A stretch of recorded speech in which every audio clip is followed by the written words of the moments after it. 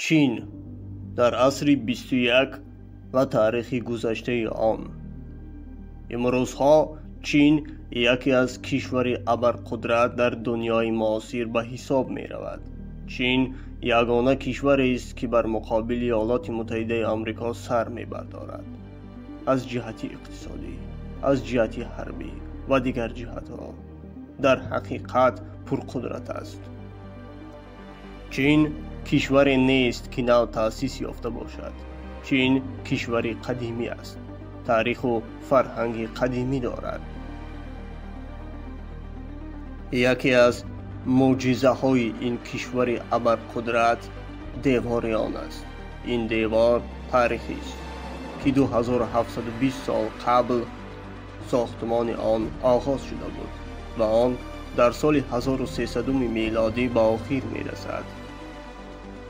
مقصد ساختن این دیوار با حشمت حمایه دولت از اجنبیان بود، علل خصوص از مغولان که در شمال بودند.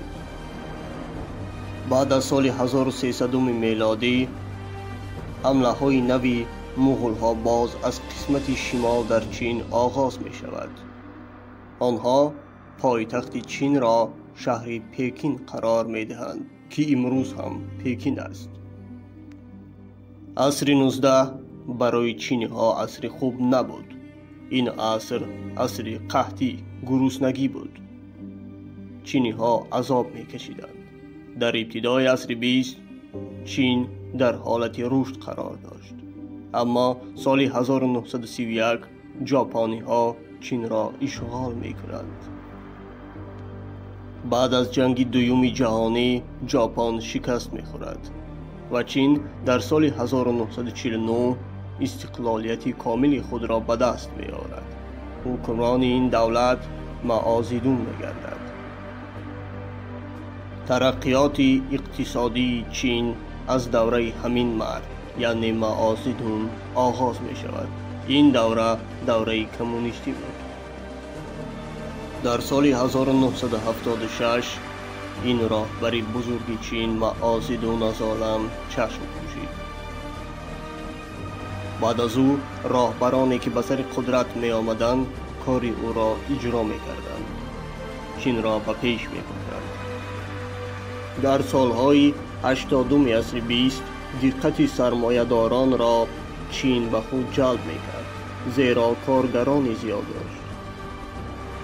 بعد از برهم خوردن اتحاد شوروی در سال 1991 رابطه چین با روسیه خیلی خوب شد. تجارت هم رونق یافت.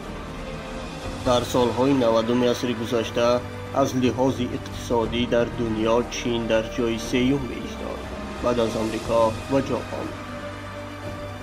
در سال 2010 از لحاظ اقتصادی چین ژاپن را گذشت و در جای دوم قرار گرفت.